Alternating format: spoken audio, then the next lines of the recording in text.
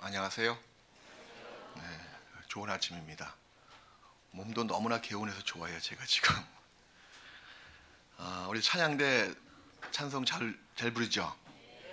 네, 담임인 제가 듣기에는 고음을 너무 고음하지 마세요. 제가 약간의 불안감이 있습니다. 네, 담임이니까 그런 마음이 올라오는 거예요. 다른 교회 가서는 상관도 없습니다. 근데 아주 너무 고음 처리가 너무 잘해서 많이 안심이 됐습니다. 이거 칭찬인지 책망인지 모르겠어요. 아무튼 놀랍습니다. 가사 전달이 확실하고 그리고 여러 가지 고음 처리가 깨끗해서 너무 감동 깊게 잘 들었습니다. 같이 기도하시겠습니다.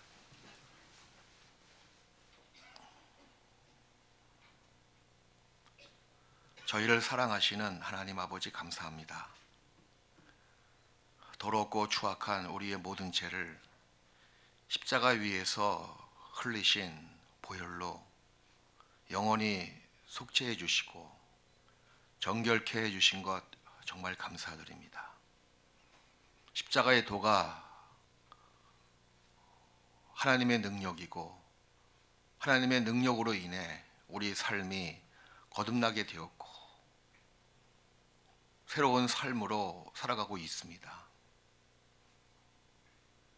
아무런 소망이 없는 저희들에게 복스러운 소망을 주시고 영생의 소망 가운데 이 땅에 살아가는 저희들 늘상 하나님의 은혜에 감사함을 잊지 않고 우리의 삶을 통해서 하나님께 감사의 예배를 드리는 저희가 될 수 있도록 도와주시옵소서. 우리 주께서 우리 죄를 영원히 도말하시고 부활하신 주일 첫날 또 주님의 피로 구원받은 저희를 한자리에 모일 수 있도록 인도해 주셨습니다. 오늘 주일을 맞이해서 더욱 하나님을 가까이 하는 저희가 될 수 있도록 도와주시고 합당치 못한 모습 또 주님의 마음에 근심이나 슬픔을 주는 우리의 모습이 있다면 주님께서 말씀을 통해서 성도 간의 진실한 교제를 통해서 깨끗게 씻겨주시고 좀 더 우리의 속사람이 주님께 가까이 갈 수 있는 귀한 하루가 될 수 있도록 변화시켜 주시옵소서.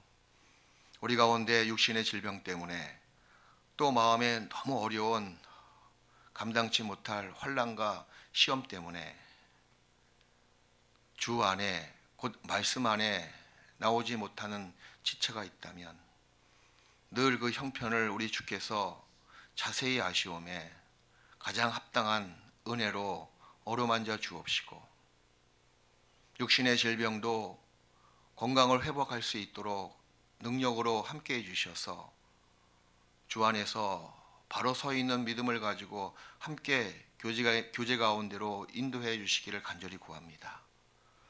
또 계속되는 집회 가운데 주께서 함께해 주시고 더 많은 영혼들을 우리 앞에 인도될 수 있도록 도와주시옵소서. 가까운 우리 일가 친척들 아니 같이 살고 있는 가족들 그 가운데 한 사람도 영원한 흉물 가운데 처하는 사람이 없도록 자비를 베풀어 주옵소서. 그 일을 위해서 우리가 최선의 모습으로 복음을 전하며 복음에 합당하게 살아가는 저희가 될 수 있도록 도와주시옵소서. 오늘 이 시간 우리에게 필요한 말씀을 내려주시고 주님을 알아가는데 부족함이 없도록 저희를 인도해 주시기를 간구하면서 우리를 죄악 가운데서 구원하신 예수님의 이름으로 기도했습니다. 아멘. 신약성경 사도행전 2장을 보시겠습니다.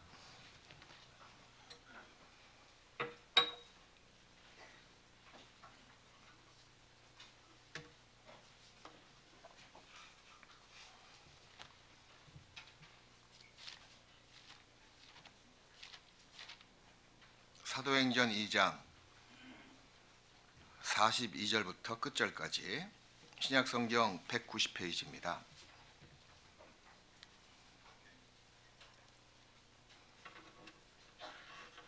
사도행전 2장 42절부터 보시겠습니다. 제가 우선 읽겠습니다. 2장 42절부터 저희가 사도의 가르침을 받아 서로 교제하며 떡을 떼며 기도하기를 전혀 힘쓰니라. 사람마다 두려워하는데 사도들로 인하여 기사와 표적이 많이 나타나니 믿는 사람이 다 함께 있어 모든 물건을 서로 통용하고 또 재산과 소유를 팔아 각 사람의 필요를 따라 나눠주고 날마다 마음을 같이하여 성전에 모이기를 힘쓰고 집에서 떡을 떼며 기쁨과 순전한 마음으로 음식을 먹고 47절 말씀 우리 같이 읽읍시다. 하나님을 찬미하며 또 온 백성에게 칭송을 받으니 주께서 구원받는 사람을 날마다 오늘 드리고 싶은 이야기는 구원을 받은 사람들의 그 교제 생활. 제가 일전에 교회에 대해서 또 지체로서 해야 할 일에 대해서 또 말씀을 드렸고 또 이어서 오늘 이 시간에는 구원을 받은 사람의 신앙생활 중에서 너무 중요한 교제에 대해서 좀 말씀을 통해서 알아보고자 합니다. 구원을 받은 사람의 가장 정상적인 신앙생활 중에서 하나는 바로 교제 생활입니다. 위로는 기도를 통해서 또 개인적인 묵상을 통해서 하나님과의 교제 생활이죠. 또 수평적으로는 하늘 아래서는 한 피바다 한 몸 잃은 한 소망 가운데 구원을 받은 그리스도인들과의 사귐입니다. 원래 사람은 교제하지 않고 어떤 사귐이 없이 혼자서 살 수 없는 존재예요. 그러기에 부부가 필요하죠. 친구가 필요합니다. 가족이 존재하고 있습니다. 또 일가 친척들이 우리 주위에 존재합니다. 또 그 외에 각기 다른 목적으로 어떤 다양한 교제와 모임을 갖고 살아갑니다. 이렇듯 사람들은 모임과 교제 속에서 자기의 삶을 영위해 나가요. 그런데 성도 간의 이 교제와 사귐은 이 지상에 있는 어떤 사람들의 모임과 교제보다도 가장 아름다운 교제이며 또 하나님이 친히 함께 하시는 사귐이며 그리고 최선의 인간으로서 해야 할 최선의 진솔한 교제입니다. 그만큼 구원을 받은 그리스도인들과의 교제가 하나님 보시기에도 가장 최상이다, 최선이다, 가장 아름답다고 성경을 통해서 우리에게 또한 말씀하십니다. 그 이유가 어디 있을까요? 아니 지구상에 많은 모임이 있고 많은 교제가 있고 다양한 목적을 위해서 사람들 간에 그런 사귐이 있는데 왜 그리스도인들 간의 그 교제가 가장 아름답고 최선의 교제가 되냐 그 얘기예요. 크게 세 가지로 분류할 수가 있습니다. 구원을 받은 그리스도인들과의 교제 안에 바로 예수님의 사랑이 어떠함을 구체화시킬 수가 있습니다. 첫사랑, 십자가의 사랑으로 그치는 것이 아니고 그 이후에 예수님의 사랑이 어떠함, 곧 그 길이와 넓이와 높이와 깊이가 어떠함을 깨달아가는 모임이 바로 우리의 만남, 곧 그리스도인들 간의 그 만남과 교제성에서 구체화된다는 사실입니다. 또 두 번째 이유는 하나님의 그 위로와 격려를 어디서 받습니까? 구원받은 사람들의 그 교제 생활 속에서 하나님의 사랑과 그분의 위로와 격려를 서로 받을 수가 있으며 또 서로의 약점을 감당할 수가 있습니다. 왜 그런지 아세요? 우리의 고난은 똑같은 동일한 고난이에요. 우리의 아픔도 약간 겉모습은 좀 틀리게 보이지 못할지언정 그 속 진짜 고난의 주체되는 원인 내용은 다 똑같습니다. 똑같은 동일한 고난, 똑같은 아픔, 똑같은 슬픔을 당하는 사람들이 그리스도인들이기 때문에 우리가 서로의 아픔을 알잖아요. 서로의 고충을 압니다. 알기 때문에 서로가 서로에게 위로를 줄 수가 있고 격려해 줄 수가 있고 서로가 감당해 줄 수가 있는 거예요. 그리고 마지막, 우리 삶의 목적은 무엇입니까? 주님께서 우리에게 주신 그 사명을 이루어가는 것이 우리의 삶의 목적입니다. 곧 주께서 주신 이 땅에 우리가 받은 사명을 이루어갈 수 있기 때문에 구원을 받은 사람들의 이 모임, 지금 모여 있잖아요. 또 교회 안에서 이루어지고 있는 여러 가지 모임의 다양성, 그런 시간과 그런 사람들 간의 그 모이는 관계를 통해서 정말 주께서 교회를 통해서 하시고자 하시는 그 위대한 사명이 이루어진다는 겁니다. 주님의 사명은 여러분의 소원이기도 합니다. 주님께서 나에게 맡겨놓으신 그 사명과 내 진정한 소원이 틀릴 수가 없는 거예요. 구원을 받은 사람의 마음의 소원과 주님이 주신 그 사명이 똑같습니다. 그것이 어디에서 이루어져 가냐 하면 바로 주님의 몸된 교회. 주님은 몸의 머리가 되시죠. 그리고 교회는 그의 지체들. 우리 모든 사람들은 그 몸의 구성원들입니다. 몸을 이루고 있는 그 지체들이거든요.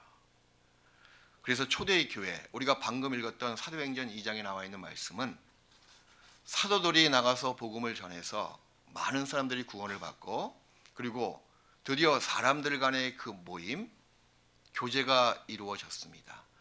근데 그 사람들이 누굽니까? 죄사함을 받은 사람들이에요. 이게 자격 조건입니다. 그 앞에 있는 말씀을 잠깐 보시겠습니다. 38절, 베드로가 복음을 전합니다. 베드로가 가로되 너희가 회개하여 각각 예수 그리스도의 이름으로 세례를 받고 죄 사함을 얻으라. 그리하면 성령을 선물로 받으리니. 이게 정확한 번역본은 이렇게 나와 있는 겁니다. 너희가 회개하여 죄 사함을 얻으라. 거기에 합당한 성령을 너희에게 주신다. 그게 맞는 표현이거든요. 죄 사함 받을 때 우리가 죄 사함 받은 그 내 속에 성령을 선물로 주시는 거예요. 죄 사함 없이 성령을 받을 수도 없거니와 그건 진정한 회개라고 볼 수가 없습니다. 그래서 이 복음의 말씀을 듣고 많은 사람들이 구원을 받죠. 40절, 또 여러 말로 확증하여 권하여 가로되 너희가 이 패역한 세대에서 구원을 받으라 하니 그 말을 받는 사람들은 세례를 받으며 이날에 제자의 수가 3천이나 더하더라. 구원을 받은 그리스도인들이 그때부터 이 모임이 시작됩니다. 42절에 저희가 사도의 가르침을 받아 서로 모여 교제하며 떡을 떼며, 이 떡은 육신의 떡이고 또 영적으로는 이 말씀의 떡이기도 해요. 떡을 떼며 기도하기를 전혀 힘쓰니라 라고 초대의 교회에 구성된 상황과 또 그 교회를 이루고 있는 지체들이 누구냐, 그럼 죄사함 받은 사람들이라는 것을 알 수가 있습니다. 왜 구원을 받은 사람들이 이 땅에 살아가면서 교제가 꼭 필요할까요? 혼자서는 신앙생활 못합니까? 혼자서는 기도 못합니까? 아니 혼자서는 하나님의 뜻을 알아볼 수가 없을까요? 그런 퀘스천마크 앞에 저는 단호하게 이렇게 답을 드릴 수가 있습니다. 아무것도 할 수 없습니다. 내가 기도한다고 해서 하나님께서 그 기도의 말대로 들으실까요? 교회를 떠나서, 교제를 떠나서 혼자 하는 기도, 하늘나라까지 상달이 안 된다는 사실이에요. 아니 몸의 지체가 몸을 떠나서 혼자 무엇을 할 수 있냐 그 얘기예요. 혼자 하나님의 뜻을 새기면서 살아가겠다고요? 그건 자기 생각입니다. 성경을 보니 구원을 받은 그리스도인들이 혼자서는 네가 할 수 없다고 말씀하셨거든요. 나를 떠나서는 네가 아무것도 할 수 없습니다. 그 안에 거하라 그랬습니다. 그래서 정말 내가 구원받은 사람이라면 이 땅에 살아가는 잠시 잠깐의 그 날들을 구원받은 성도와 함께, 비록 어떤 때는 마음도 맞지 않아요. 성격도 정말 내가 용납하지 못할 정도로 나하고 틀린 사람도 있을 겁니다. 근데 그 안에 하나님의 사랑을 깨달은 피가 있고 한 성령을 가진 사람이기 때문에, 곧 하나님의 자녀이기에 그 하나 가지고 우리가 서로 만나서 교제하고, 교제의 내용이 우리가 사실 만나서 이렇게 서로를 위해서 기도를 부탁하고 서로를 위해서 교제하는 그 이유가 뭡니까? 육신적인 모습이 마음에 들어서요? 제가 말씀드렸잖아요. 마음에 드는 사람은 사실 한 명도 없는 거예요. 어찌 보면 자기 자신도 자기에게 마음이 들어요? 자기 자신도 자기의 마음에 안 드는데 어떻게 다른 사람의 마음에 들겠어요? 근데 그 속에 누가 계십니까? 성령님이 계시거든요. 예수님의 피가 그 안에 흐르고 있는 사람이기 때문에 그 하나 가지고 우리가 서로 맞춰 나가는 거예요. 서로 존경하기를 먼저 하고, 남을 나보다 낮게 여기고, 부서지고 깨어지고 합당치 못한 모습이 있을 때 그것을 그 안에 주님이 계시는 것을 봤을 때 자기를 치고 나가는 겁니다. 서로가 서로에게 부서지고 깨어지고 서로 낮추고 서로 자기를 부인하고 치고 나갔을 때 순간순간에 주님이 그 모습을 아름답게 보시고 서로 맞춰 나가시는 거예요. 제가 저번 시간에 말씀드렸잖아요. 교회는 그분의 몸이고 또 건축물이라고. 눈에 보이는 벽돌로 쌓은 건축물이 아니고, 벽돌로 쌓았다 그랬어요? 돌로 쌓았다 그랬어요? 돌은 돌인데 죽어있는 돌이 아니에요. 산돌로, 살아있는 돌돌입니다. 한번 돌 한번 가져와 보세요. 똑같은 모양 똑같은 크기의 돌이 있는가? 거의 구하기 힘듭니다. 거의 없어요. 다 모난 부분이 있고 원만한 부분이 있으면 또 한 부분은 뭔가 이렇게 부족하고 깨진 부분도 있을 거예요. 그런 살아있는 돌들을 모아서 하나님께서 교회의 몸, 교회가 지금도 건축으로 계속 교회 당이 지어지는 것처럼, 건물이 지어지는 것처럼 교회도 계속 주님이 건축가가 되셔서 눈에 보이는 영적으로 교회가 쭉 지어지고 있는 겁니다. 그 교회의 지체를 가만히 보잖아요. 그건 별로 볼품이 없습니다. 근데 그게 적소에 탁탁 들어가서 막고 있는 거예요. 주님의 능력으로 손길로 부셔지고 다듬어지고 깨어지고 적당한 모양이 됐을 때 적당한 장소에 딱 들어가서 맞는 겁니다. 그래서 그런 교제 없이 이 땅에 살아가는 그리스도인은 하나님의 사명을 감당하기가 어렵습니다. 감당할 수가 없습니다. 그래서 첫 번째, 왜 우리에게 구원을 받은 다음에 모이기를 힘쓰고 교제하기를 힘쓰라고 왜 당부하셨는지, 그 교제의 필요성과 의의가 무엇인지, 첫 번째 필요성은 바로 우리가 구원을 받은 다음에 우리에게 필요한 것은요, 하나님의 사랑과 은혜입니다. 구원을 받은 사람은 하나님의 은혜를 먹어야지만이 이 땅에 살아갈 수가 있는 사람이에요. 물론 육신적으로 밥을 먹어야 되고 육신적으로 썩어질 양식, 그 없어질 양식을 먹어야지 육신적으로 건강을 유지할 수 있는 것처럼 우리의 속사람은요, 주님의 사랑과 은혜를 꼭 먹어야지만이 우리의 속사람이 삶을 영해 나갈 수가 있는 거예요. 난 교제를 떠나서 살 수 있다. 그것은 착각입니다. 큰 착각이에요. 우리가 말씀 없이 살아간다. 그것도 착각입니다. 육신적으로 건강을 유지할 수 있지만 하나님 보시기엔 그 신앙이 죽어있는 신앙으로 바뀔 수가 있기 때문에 그러합니다. 그래서 왜 모이기를 힘씁니까? 내 마음에 육신적으로 마음에 들지 않는 형제가 있고 자매가 있더라도 그래도 그 가운데 누가 계십니까? 주님이 계시고, 아무리 육신적으로 원만치 못한 성격을 갖고 있는 상대방이라 하더라도 그 속에 예수님의 변치 않는 보혈이 흐르고 있잖아요. 그 사실 때문에 우리가 같이 모이는 거예요. 그 가운데 주님께서는 바로 나를 향한 주님의 사랑과 은혜가 어떠함을 알려주신다는 겁니다. 그 가운데 계신 주님의 사랑의 맛을 봤을 때, 은혜의 맛을 음미했을 때 우리 속사람은 격려받고요, 그리고 기쁨으로 충만케 된다는 사실이에요. 너희는 여호와의 선하심을 맛보아 알지어다. 그 맛을 딱 본 사람은요, 그걸 잊지 못해서 주님을 떠날 수는 없습니다. 교제를 떠날 수가 없는 거예요. 그 성도와 함께 있을 때 하나님의 사랑을 구체화시킬 수가 있습니다. 에베소서 3장을 보시겠습니다.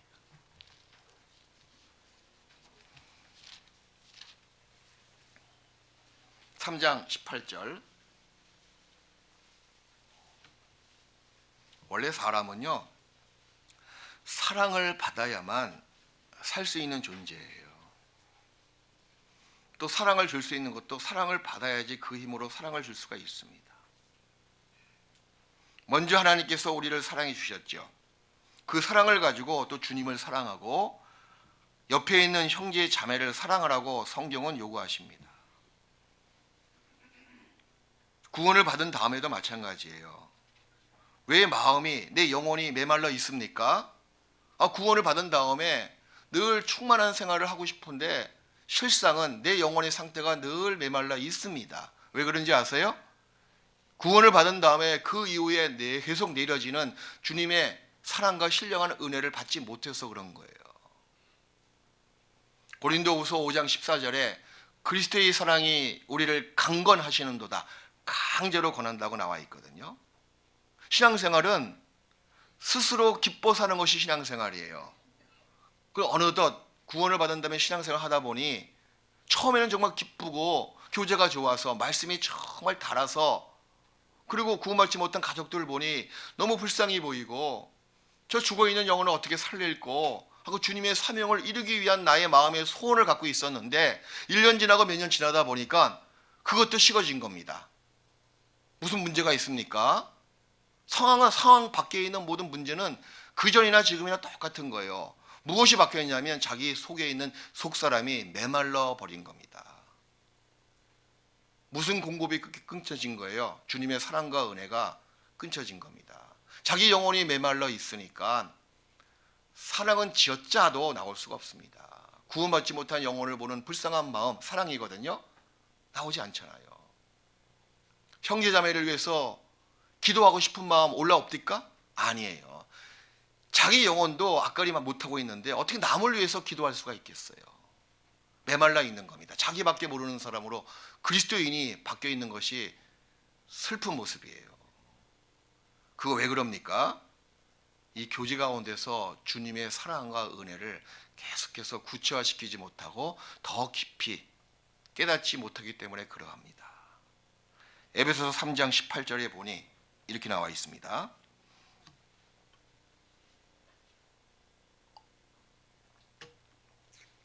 능히 모든 성도와 함께, 조건이 있죠? 능히 모든 성도와 함께입니다. 교제 생활을 이야기하고 있는 거예요. 혼자서는 그 뒤에 나와 있는 약속을 받지 못합니다.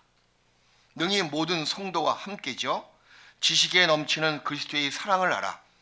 주님의 사랑이 계속해서 우리가 알아갔을 때 우리의 속사람은 날로 기쁨으로 뛰놀 수가 있는 거예요. 그 사랑이 너무나 고맙고 달콤해서요. 근데 그리스도의 사랑이 누구와 함께 알아간다고 나와 있습니까? 성도와 함께. 이게 조건이거든요. 그 넓이와 길이와 높이와 깊이가 어떠함을 깨달아가는 거예요. 그래서 끝내는 하나님의 모든 충만하신 것으로 너희가 충만하게 하시기를, 충만해 되기를 구한다고 사도 바울은 기도합니다. 예수님의 첫사랑을 말할 것도 없고 그 위에 이후에 베풀어지는 신앙생활 속에서 우리는 늘 주님의 사랑과 하나님의 은혜가 꼭 필요한 연약한 사람이거든요. 세상 것으로 우리의 속사람을 체험받을 수가 없습니다.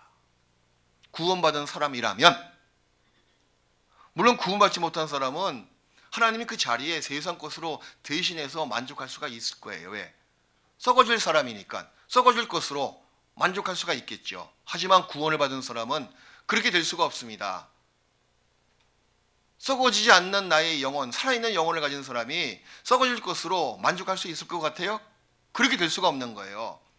썩어지지 않는 사람이 썩어지지 않는 양식을 받고 영원히 변치 않는 그분의 사랑과 은혜를 받았을 때 거기서 비로소 만족하고 즐거워할 수가 있습니다. 근데 그것은 혼자서는 안 돼요. 성경은 분명히 말씀하시기를 능히 모든 성도와 함께 그렇게 정확히 조건을 붙이고 있습니다. 신앙생활은 스스로 기뻐서 즐겁게 하는 것이 신앙생활입니다. 종교생활과 판이하게 틀리죠. 의무적으로 하는 것보다도 나를 사랑하신 주님의 사랑이 너무 감사해서 나에게 베풀어 놓으신 주님의 은혜가 어떠함을 깨달은 다음에 그것에 보답하는 마음으로 살아가는 것이 신앙이잖아요. 그건 날마다 사랑을 받고 날마다 그분의 은혜를 맛봐야지만이 그것이 계속 날마다 지속해 나갈 수가 있습니다. 그것이 끊어지는 그 순간부터 모든 신앙생활이 자기가 하고 있는 봉사, 하고 있는 전도, 기도, 그것이 그 다음부터는 무거운 짐처럼 버거워진다는 거예요. 언제부터인가 기도하는 것이 버거워지셨습니까? 언제부터인가 그깟 한 달에 한 번 있는 구역 모임, 한 달에 한 번 있는 그깟 조모임도 그렇게 나가기가 바쁘시고 버거우세요? 아, 바빠졌다고요? 마음의 여유가 없어졌다고요? 환경을 탓하지 마십시오. 환경을 슬퍼하지 마시고 환경을 탓하지 마시고 여러분 속에 하나님의 사랑과 예수님의 은혜가 멈춰짐에 메말라 있다는 것을 한번 통탄해 보십시오. 환경은 탓을 많이 하잖아요. 나 그동안 바빠져서요. 사업체가 너무 잘 돼서요. 어떤 일이 있어서요. 하고 세상을 탓하는 건 많이 있는데 진작 자기 속사람의 상태를 언제 슬퍼해 보신 적이 있으십니까? 언제 안타까워해 보신 적이 있으십니까? 언제 자기 탓으로 돌리신 적이 있으십니까? 하나님은 정확하게 문제를 보여주신다는 거예요. 사실은 말이야, 사실은 네 속에 하나님의 사랑과 은혜가 메말라 있기 때문에 지금 네가 하고 있는 기도, 네가 하고 있는 전도, 네가 하고 있는 봉사 그렇게 힘들어하는 것뿐이란다. 근데 너는 치사하게 비겁하게 환경을 탓하고 있느냐? 라고 말씀하시면 그 앞에서 우리가 유구무원이에요. 성도가 함께 모이는 그곳에 주님의 사랑의 깊이와 높이와 넓이와 길이가 어떠함을 다 맛볼 수가 있습니다. 그래서 모이기를 힘써야 된다는 거예요. 자신을 위해서 교제 나오라 그러는 거지 우리 교회를 위해서 나오라고 신도수 많이 더 많아지게 하기 위해서 부르는 거 결코 아닙니다. 제가 아까도 이제 얘기를 했는데 제가 신앙생활 하기 어려울 때 이 고3 때 오늘 고3도 모아놓고 좀 교제했거든요. 이제 수능이 얼마 안 남아서 퍼뜩 생각이 났어요. 주일날 교회 가는 것이 그렇게 힘들더라고. 버스를 몇 번 타고 또 용산까지 가야 되거든요. 집은 월곡동인데 용산까지 가보십시오. 그때 뭐 지하철이 있었겠어요. 뭐 교통수단이 좋았겠어요. 꼭 굳이 가야 돼. 그래서 한 번은 또 설교도 엄청나게 오래 하는지 몰라 한 3시간 이상 합니다. 그러니까 구원만 달랑마다지 제가 신앙이 깊은 것도 아닌데 얼마나 힘들었겠어요. 나오면서 제가 지금 그렇게 얘기했어요. 저희 아버지한테, 어머니한테. 나 다음 주부터 절대 안 나가. 그러니까 이렇게 말씀하시더라고. 야 임마. 죄송합니다. 야 임마. 나를 위해서 나오라 그러냐? 너를 위해서 나오라 그러는 거야. 그때는 그 말이 무슨 말인지 몰랐습니다. 근데 후에 보니까 그렇지. 신앙생활은 나를 위해서 하는 거지. 뭐 교회 목사를 위해서 하는 거예요? 뭐 구역장이 꼭 전화해야지만 마지못해서 나가는 거. 구역장을 위해서 하는 거예요? 조장을 위해서 하는 거예요? 아니거든요. 왜 교제에 나오라고 그렇게 빚쟁이가 빚 독촉하듯이 하냐 그 얘기예요. 아쉬운 것도 없는 사람들이. 정말 우리 세상에서 아쉬운 거 없는 사람이거든요. 근데 구원받은 성제자매 앞에서는 그렇게 아쉬운 게 많아. 그렇지 않습니까? 교제 나오기를 그렇게 막 부탁도 하고 언제는 기분 나빠서요. 나 이런 거 안 해 하고 때려치고 싶을 때가 한두 번이 아니에요. 가끔 저도 목사 이렇게 하면서도 야, 내가 빚진 적도 없는데 이렇게 아쉬운 소리를 계속 해야 되나? 내 자존심은 어디로 갔을까? 그런 쓸데없는 생각이 가끔 올라올 때가 있어요. 왜 그런지 아세요? 사랑 때문에. 하나님의 자녀가 된 저 자매가 이 교제 가운데 이렇게 엄청난 주님의 은혜가 있고 사랑이 이렇게 깃들여져 있는데 이걸 와서 맛보지 못하니 그게 안타까워서, 그리고 그 메말라 있는 영혼이 좀 더 풍성해지고 좀 더 부유해지고 기쁨으로 충만케 되기를 원하는데 그런 방법이 이 교제 가운데 있는데 계속 핑계를 대고 나오지 않으니 그게 너무 안타까워서 독촉하고 전화하고 아쉬워하는 거예요. 누구를 위해서요? 자신을 위해서. 교제 안에 주님의 사랑이 꽉 머물러 있는 거예요. 그 사랑의 깊이, 높이, 넓이, 길이가 어떠함을 깨달을 수 있는 방법이 모든 성도와 함께 있을 때, 교제 가운데 머물러 있을 때 그게 가능합니다. 그게 첫 번째, 우리 구원을 받은 사람이 교제 생활이 왜 이렇게 절대적으로 필요한지 필요성과 그 의의가 거기에 있습니다. 또 두 번째는요, 자, 이 세상은 너무 폐역한 세대예요. 눈만 뜨고 소리를 듣다 보면 눈에 보이는 뚜렷한 죄를 짓지 않더라도 오후 되면 마음이 좀 무거워지고 어두워지지 않습니까? 특히 이방인들과 전화 통화하고 이방인들과 어쩔 수 없이 생을 영위해 나가기 위해서는 만날 수밖에 없는 사람들 많이 있잖아요. 사업체를 한다거나 직장 생활에 구원받지 못한 직원들이 거의 대다수인 그런 집단에서 하루 오전 지나고 오후 지나다 보면 뭐 그렇게 뚜렷이 죄를 지은 것도 없는데 불구하고 뭔가 마음이 무거워지고 뭔가 마음이 더러워지고, 그리고 아침에 나갈 때는 기도하고 나갔는데 오후에 퇴근할 때는 아침에 나갈 때 그 기도하는 마음하고 틀리게 바뀌지 않습니까? 그렇지 않으세요? 대단하십니다. 예. 그 왜 그럽니까? 이 세상은 죄로 물든 세상이고 이 세상의 권세는 사탄이 갖고 있거든요. 그래서 눈에 보이는 죄의 화살을 쏘는 것은 말할 것도 없고 눈에 보이지 않는 우리 속사람의 힘을 빼는 죄의 화살을 계속 쏘고 있는 거예요. 전화 한 통화 하더라도 막 불이 나올 때가 있잖아요. 이방인들처럼 같이 욕을 퍼대고 싶을 때가 있잖아요. 근데 그걸 참습니다. 참다 가끔 한번 나오잖아요. 그죠? 그것이 내 영혼을 더럽게 만드는 거예요. 죄는 우리 속사람의 힘을 빠지게 만듭니다. 그래서 내 죄와 허물이 얼마큼 많이 있습니까? 나로 하여금 좀 알게 해 주옵소서, 깨닫게 해 주옵소서. 정확히 알고 깨달아야지만이 주님 앞에 씻김을 받을 수가 있거든요. 지옥 갈 죄를 씻김 받는다 그 얘기가 아니고 하나님의 자녀답게 올바르게 살아있는 신앙생활을 지속해 나가기 위해서 그 힘을 빼는 죄에 물든 오염된 그 모습을 주님의 피로 계속 씻김 받아야 될 사람들이 그리스도인들입니다. 그것이 어디 가운데서 가능합니까? 교제 가운데서 그것이 가능한 거예요. 여러분이 얼마나 하나님 보시기에 더러운 존재인지,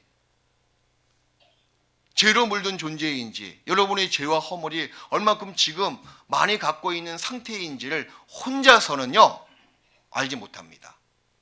교제 가운데 있을 때 정확히 자기의 진 면목이 드러난다는 거예요. 히브리서 3장을 보시겠습니다.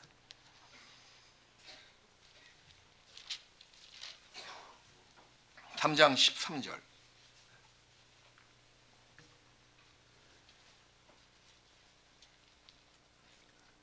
히브리서 3장 13절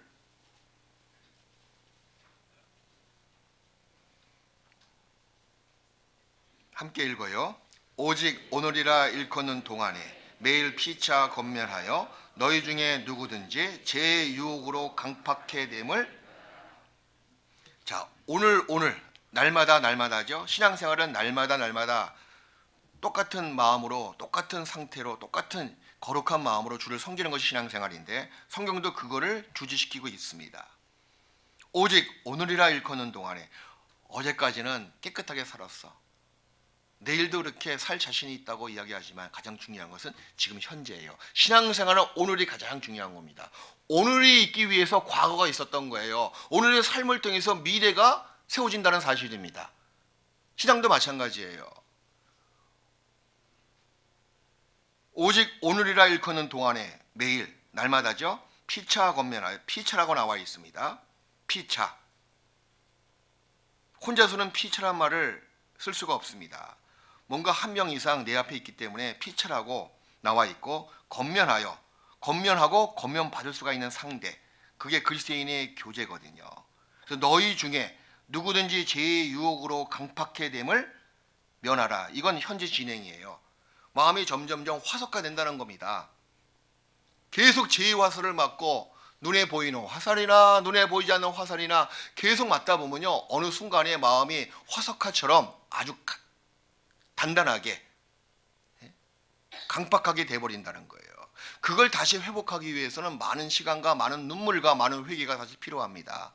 그러기 전에 날마다 매일 서로 죄에 대해서 피차 건면해주고, 이건 교제 가운데 머물러 있었을 때 피차 건면 받습니다. 시편 19편을 보시겠습니다.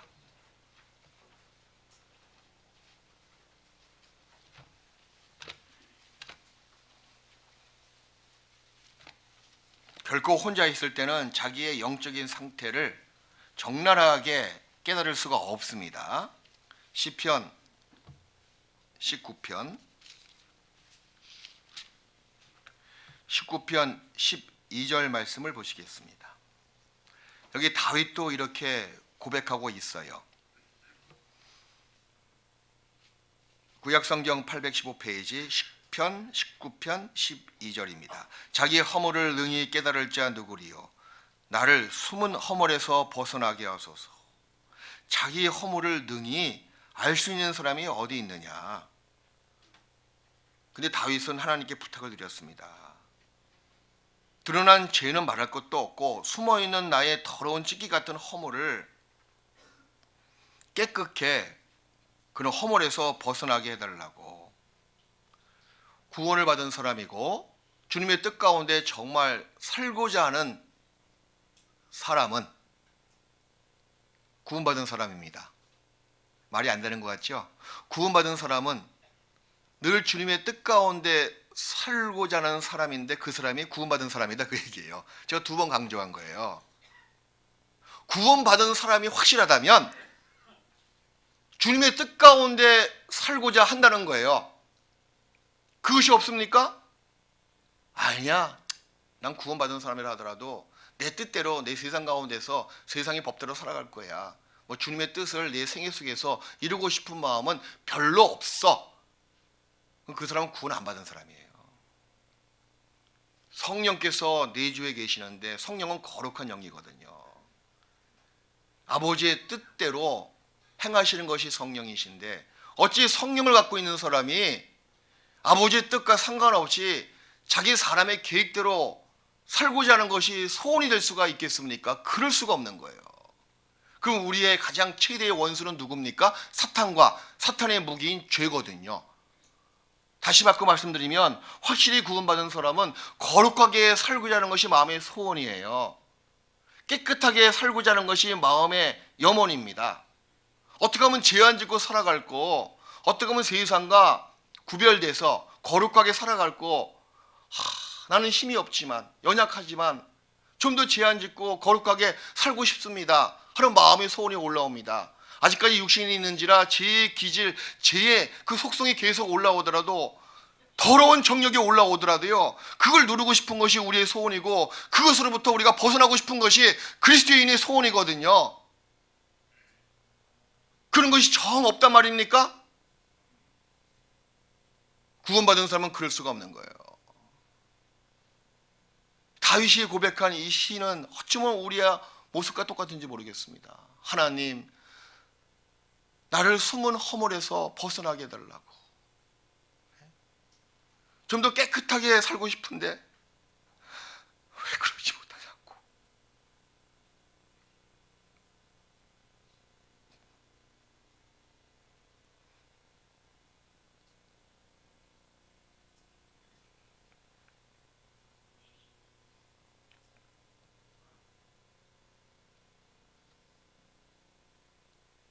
이게 모든 구원받은 사람의 소원이거든요. 근데 세상은 가만히 놔둡니까? 우리 마음의 죄의 기질은 활동 안 합니까? 어떻게 하면 죄의 화살을 매겨서 우리로 하여금 벗어나게 하려고, 주님의 손을 떠나게 하려고 하는 것이 세상이고 마귀거든. 이 다윗의 고백은 우리의 고백이기도 해요. 근데 하나님께서는 방법을 제시하십니다. 너의 더러운 기질로부터, 죄와 허물로부터 벗어날 수 있는 방법을 하나님께서는 준비해 주신 거예요. 그게 어디냐면 구원을 받은 사람들이 모여있는 교제 마당입니다. 그게 안전지대거든요. 거기 들어가면요, 비로소 죄를 이길 수 있는 능력을 받을 수가 있는 거예요. 죄와 허물이 얼마나 내 영혼에 물들어 있는지를 적나라하게 실태가 딱 드러납니다. 실태를 알아야지만이, 진단을 정확히 받아야지만이 정확한 처방전을 받을 수 있는 것처럼, 진단이 안 나오면 정확한 그 처방이 나올 수도 없고 병을 고칠 수도 없잖아요. 지금도 생각하면 정말 아주 황당해요. 몽골에 있을 때 어떤 선교사가 작업하다가 손이 부러졌습니다. 그 근처에 있는 몽골 병원에 갔어요. 그래서 어떻게 치료했냐면, 글쎄 뼈를 말입니다, 거꾸로 맞춰버린 거예요. 그리고 나았대. 아이고, 빨리 한국 나가라고 빨리. 그리고 굳어져 버리면 이 불구되잖아요. 눈이 아파서 병원 갔더니 이것은 한쪽 눈을 빼야 된대. 막 빼려고 그래. 애 눈을 막 그냥.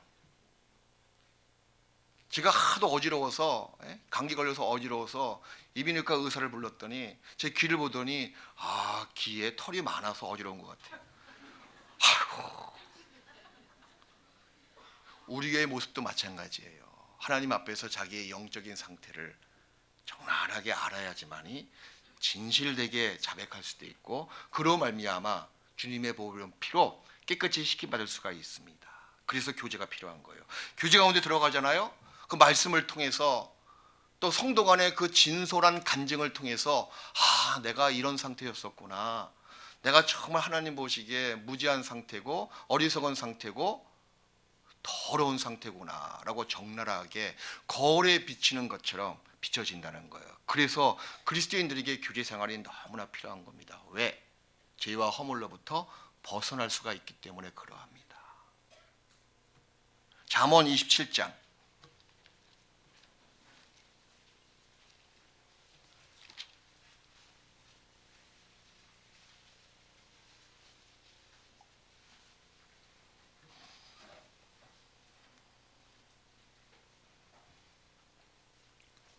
잠언 27장 19절 말씀을 보시겠습니다.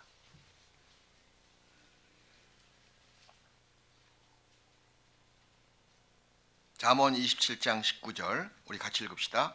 물에 빛이 이면 얼굴이 서로 같은 것 같이 사람의 마음도 서로 비치는 거예요.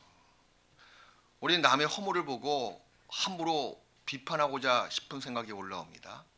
근데 그 전에 자기도 그런 모습이 어딘가 있거든요.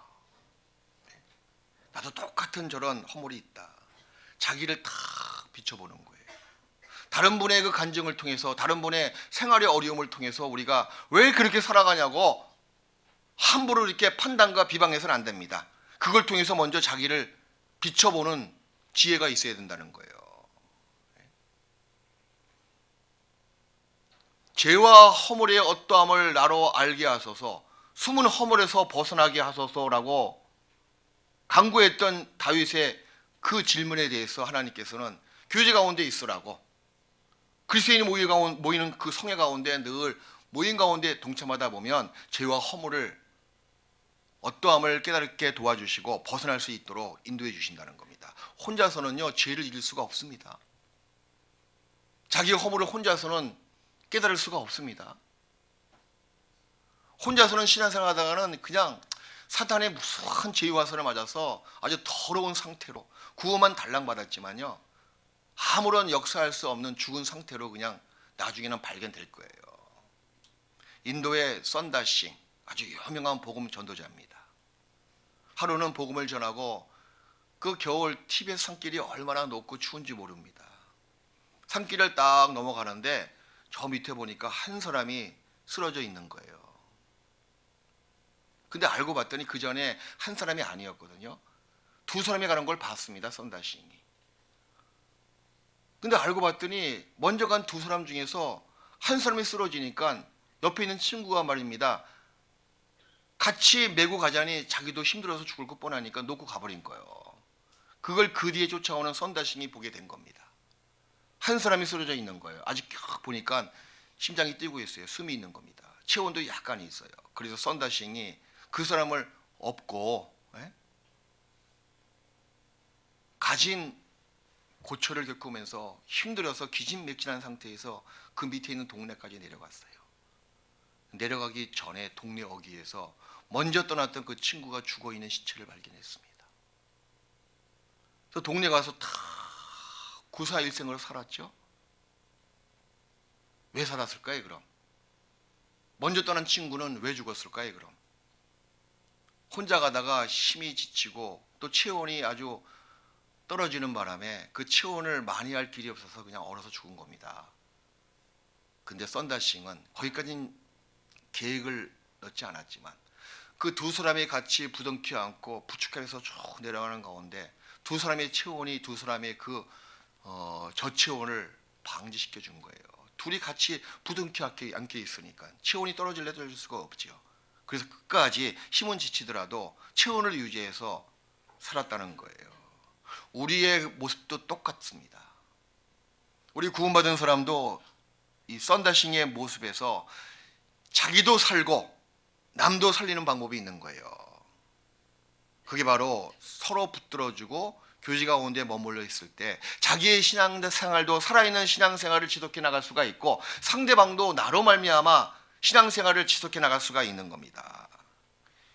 성도 간의 도움이 없고 성도 간의 기도와 격려가 없는 상태에서 우리가 혼자 이 각박하고 죄 많은 세상에서 환난 많은 세상에서 신앙을 어떻게 지키면서 살아갈 수가 있겠어요? 그럴 수가 없거든요.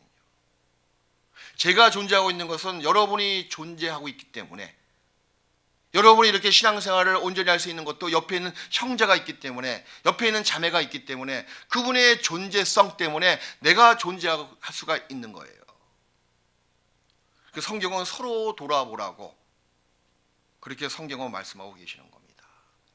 그리고 회중 가운데 하나님의 살아있는 교훈과 말씀이 있거든요. 회중 가운데 성령의 가르치심이 있습니다. 그래서 회중 가운데 있을 때 말씀을 듣다 보면 찔림을 계속 받는 거예요. 찔림 받은 것을 기분 나쁘게 생각하시면 안 됩니다. 그 성령께서 가르쳐 주시는 거거든요. 이 교제가 그래서 좋은 거예요. 우리같이 교만한 사람이, 우리같이 강박한 사람이 어디 가서 하나님의 교훈을 받고 찔림을 받을 수가 있겠어요. 어떤 형제의 간증을 통해서, 자매의 그 간증을 통해서, 전해지는 말씀을 통해서 찔림을 계속 받는 거예요. 우린 찔림을 계속 받으면 받을수록 그때는 좀 자존심이 상하고 마음의 상처가 될지 몰라도 그것으로 말미암아 자기의 속사람이 더 강건하게 바뀔 수가 있습니다. 더러운 부분을 다 잘라낼 수가 있는 용기도 나오거든요. 왜 좋은 약이 씁니까? 먹을 땐 쓰죠. 하지만 속에는 정말 양약이거든요.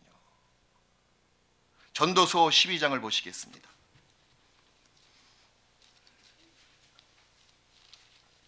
전도서 12장 11절이에요.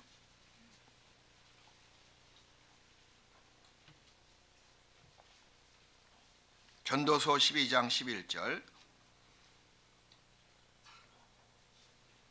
어떤 잘못된 부분이 내 안에 있으면 스스로가 알지 못할 경우도 있습니다. 그 교제 가운데 있고 또 회중 가운데 가르치는 말씀을 듣다 보면 찔림을 받아요. 찔림을 받은 이유가 뭡니까? 숨은 허물이 있기 때문에 찔림을 받는 거예요. 그것이 없으면 찔림을 받지 않을 겁니다. 있으니까 찔림을 받는 거예요. 12장 11절 같이 읽읍시다. 지혜자의 말씀은 찌르는 채찍 같고 회중 스승의 말씀은 잘 박힌 목 같으니 다 한 목자에 주신 바니라. 지혜자의 말씀은 찌르는 채찍 같고 회중은 훗날 교회거든요. 교회 스승의 말씀은 잘 박힌 목 같으니 잘 박혀 있는 못, 다 한 목자에 주신 바니라. 교제에 참석해서 말씀을 듣고 어떤 형제의 간증을 듣고 자매의 간증을 듣다 보면 그 가운데서 성령의 가르치시는 음성이 있습니다.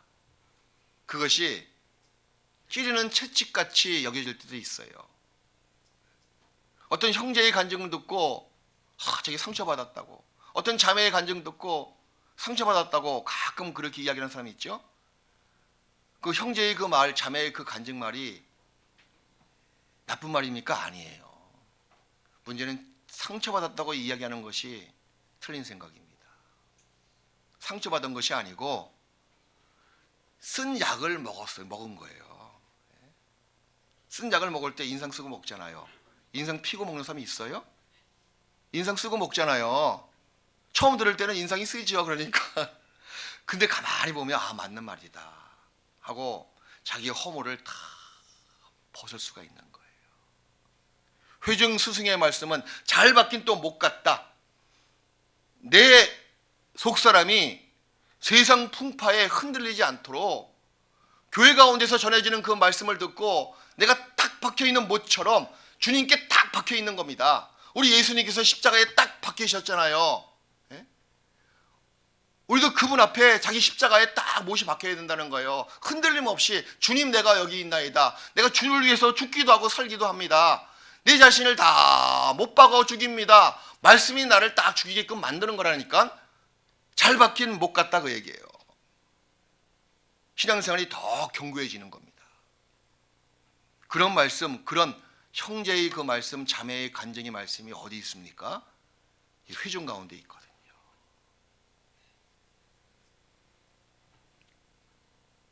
그리고 왜 찔림 받습니까? 허물이 있으니까 찔림 받는 거예요. 그걸 기분 나쁘다. 난 잘못한 것이 없는데 왜 그렇게 이야기를 하는지 모르겠다. 저 형제 교만해. 그렇게 받아들이는 그 사람이 문제입니다. 상처받았다고요? 좋은 상처거든요. 암덩어리가 있으면 수술부터 하잖아요. 막 잘라내고 피가 터지고. 그래야지 암덩어리를 끊을 수 있는 것처럼 우리는 날마다 찔림받는 그런 아주 온유한 마음 상태, 말씀을 말씀대로 받아들이는 겸손한 마음 상태가 필요합니다. 강팍한 마음 상태는 찔림받지 못하는 거예요. 튕겨져 나갑니다. 그냥. 우리가 서로 피차 권면하여 죄의 유혹으로부터 우리가 면할 수가 있는 방법은 늘 성도 간의 교제 가운데 늘 붙어 있었을 때, 교제 생활을 원만히 하고 있었을 때 우리가 죄의 유혹으로부터 마음의 강팍해됨을 면할 수가 있습니다. 또 한 가지, 하나님의 뜻, 하나님의 선한 사명, 그 뜻을 우리가 어디 가서 알 수 있을까요? 그것도 교제 생활을 통해서, 교회 생활을 통해서 알 수가 있습니다. 우리 빌레몬서 1장을 보시겠습니다. 우리 가운데 있는 선을 알게 하십니다. 근데 나 혼자 있을 때 선을 알게 한다 그런 뜻이 아니잖아요. 우리 가운데 있는 선이라고 나와 있는데 그 말씀을 찾으시겠습니다. 빌레몬서 1장이에요. 히브리서 앞에 있는 신약 성경이죠. 빌레몬서 1장.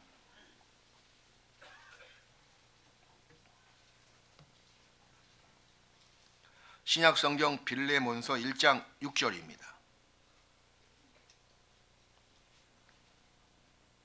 빌레몬서 1장 6절 우리 같이 읽읍시다. 이로써 내 믿음의 교제가 우리 가운데 있는 선을 알게 하고 그리스도께 미치도록 역사하느니라. 이게 무슨 말인가 하면 구원을 받은 사람이 교제 가운데 딱 있다 보면 마음에 선을 위해서 더 나아가는 격동을 받는다는 거예요. 선을 알게 하고 그리스도께 미치도록 그리스도의 형상을 더 가까이 갈 수 있도록 우리 속 사람을 역사해 주시고 변화시켜 주신다는 거예요. 그래서 마음의 격동을 받습니다. 정말 구원받은 사람은 성도 간의 교제 가운데 있잖아요. 그 말씀을 듣고 서로의 그 마음의 간증을 듣다 보면 마음의 격동을 받아야 안 받아요? 격동을 날마다 받는 거예요. 나도 그렇게 살아야지. 막 힘이 생기는 겁니다. 그 참 신기해. 그래서 한 사람의 그 간증 속에서 한 사람의 격동받고 마음이 확 열리잖아요. 그 순식간에 구역 모임 20명, 조모임 20명, 몇십 명이 모여있는 그 자리에 성령께서 역사해 주시는 거 아세요? 성령께서 마음을 다 열어주시는 거예요. 말씀을 통해서 어떤 형제의 간증을 통해서 마음이 쫙쫙 열리는 겁니다. 그 간증이 막 나오는데 그 간증이 너무 은혜가 되고 그 간증을 듣다 보면 자기도 막 격동이 되는 거예요. 나도 그렇게 살아야 되겠다. 나도 열심히 살아야 되겠다. 나도 전도해야 되겠다. 나도 주님을 더욱더 가까이 하고 말씀을 외우고 말씀을 묵상하고 기도에 더 힘써야 되겠다. 막 선을 추구하는 그 마음이 자기도 모르게 막 우러나온다는 거예요. 그런 마음의 상태가 어디에 있을 때 이루어집니까? 교제 가운데 머물러 있을 때 마음의 격동을 받습니다. 히브리서 10장을 보시겠습니다. 우리 가운데 있는 선을 알게 하기 때문에 우리가 교제를 사모해야 됩니다. 그 교제가 꼭 필요한 거예요. 또 히브리서 10장, 우리 작년도 교회 슬로건 말씀이잖아요. 작년인가 재작년인가 모르겠다 나도. 히브리서 10장입니다. 10장 24절. 작년이죠, 작년에. 재작년에는 서로 복음에 합당하게 생활하라 그거였었죠. 작년에. 자, 히브리서 10장 24절 같이 읽읍시다. 우리 서로 돌아보아 사랑과 선행을 격려하며 됐습니다. 서로 돌아보아 교제 생활입니다. 혼자가 아니죠. 서로니까 서로 돌아보아 사랑과 선행을 모여 경영이 뭐냐면 발동이 걸리다, 박차를 가하다, 자극하다, 불러일으키다, 격동하다, 자극제 역할을 한다 그 뜻이거든요.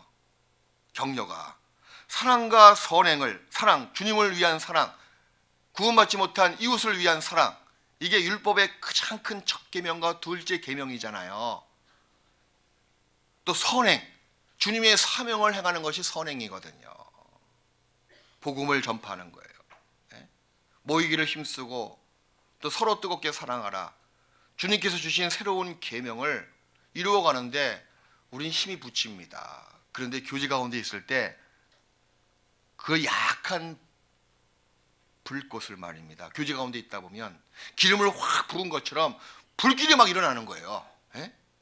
그래서 자기 신앙생활이 날마다 변화받는 거예요. 철새인 기러기들이 이동할 때 한 줄 또는 V자를 그리고 이동하잖아요. 그래야지만이 멀리 날아갈 수 있다고 이야기합니다. 그 이유가 어디 있냐면 무리를 지어서 날면 앞에 있는 기러기의 그 날개 하는 그 행동이 뒤에 있는 기러기에게 그렇게 미친대요. 상승작용을 한다고 합니다. 바람이 더 일으켜가지고 뒤에 있는 기러기는 힘이 별로 안 들어가고 하늘을 계속 날아갈 수가 있다 그 얘기예요. 그래서 앞에서 혼자 날 때보다 같이 날아갈 때는 약 71%의 힘이 덜 들어간대요. 기러기들이. 그 모습과 똑같습니다. 우리 구원을 받은 사람이 늘 모이기를 힘쓸 때 혼자 하는 기도, 혼자 하는 교제, 혼자 하는 봉사, 전도 생활보다 같이 모여서 합심해서 했을 때는 힘이 덜 들어가는 거예요. 서로 상승작용을 해주거든요. 기러기의 날개짓이 뒤에 있는 기러기에게 더 힘 안 들이고 멀리 날아갈 수 있도록 상승 효과가 있듯이 말입니다. 우리의 모습도 마찬가지입니다. 함께 모여서 서로 격려해주고 서로 칭찬하기를, 칭찬하는데 인색하지 마십시오. 칭찬이 인색한 사람은 교만한 사람이에요. 조금만 잘해도 물론 오버해서 과장돼서 할 필요는 없지만 장점을 많이 보는 사람은 겸손한 사람이고 남의 단점을 많이 보는 사람은 교만한 사람입니다. 남의 장점이 많이 보이면 칭찬이 나와야 안 나와요? 특히 우리 부모님들, 아이들 왜 못하는 것만 보십니까? 잘하는 거 더 많이 있는데 칭찬을 많이 하세요. 그것이 상승 효과를 가져옵니다. 교제 안에서도 마찬가지예요. 서로 함께 모여서 격려해주고 서로 잘한다고, 당신이 있기 때문에 내가 있는 것 같다고, 당신 때문에 내가 살맛 난다고 그렇게 칭찬을 많이 해주면은, 야, 칭찬은 모두 춤추게 한다고요? 고래도. 그것처럼 뭔가 신앙생활에 어떤 격동할 수 있는 기름을 붓는 효과처럼 마음이 불길처럼 올라올 수가 있는 거예요.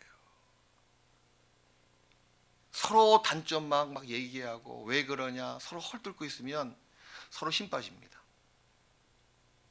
그 가운데 우리가 모여서 서로를 격려해주고 위로해주고 칭찬해주고 상대방의 그 입장을 충분히 이해해주고 나갔을 때요, 그때 주님의 손길이 쫙 우리의 영혼을 딱딱 잡아주시는 거예요. 고린도후서 6장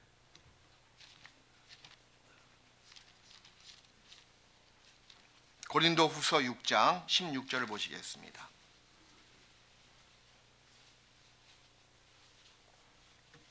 주님은, 우리 예수님은 구원을 받은 사람들과의 그 가운데 늘 두루 행하시는 분이시거든요.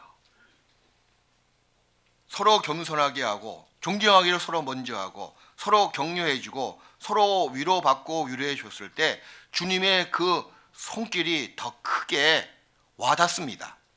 고린도후서 6장 16절부터 하나님의 성전과 우상이 어찌 일치가 되리요?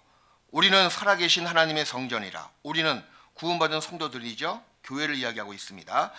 살아계신 하나님의 성전이라. 이와 같이 하나님께서 가라사대, 나머지 말씀을 같이 읽읍시다. 내가 저희 가운데 거하며 두루 행하여 나는 저희 하나님이 되고 저희는 나의 백성이 되리라 하셨느니라.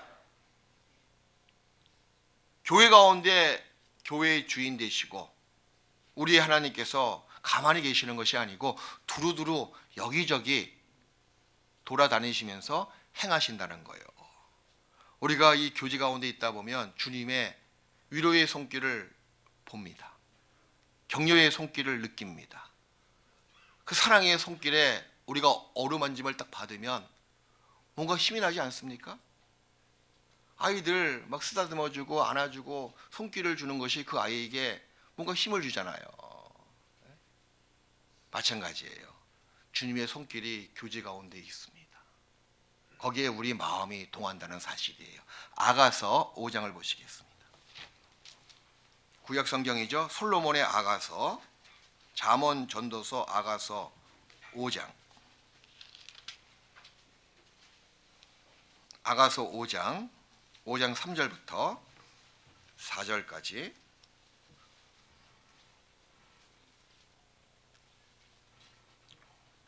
(962페이지) 구약성경 962페이지입니다. 아가서 5장 3절부터. 내가 옷을 벗었으니, 이 내가는 술람의 여인이에요. 술람의 여인과 솔로몬 왕의 사랑의 시가 아가서지요.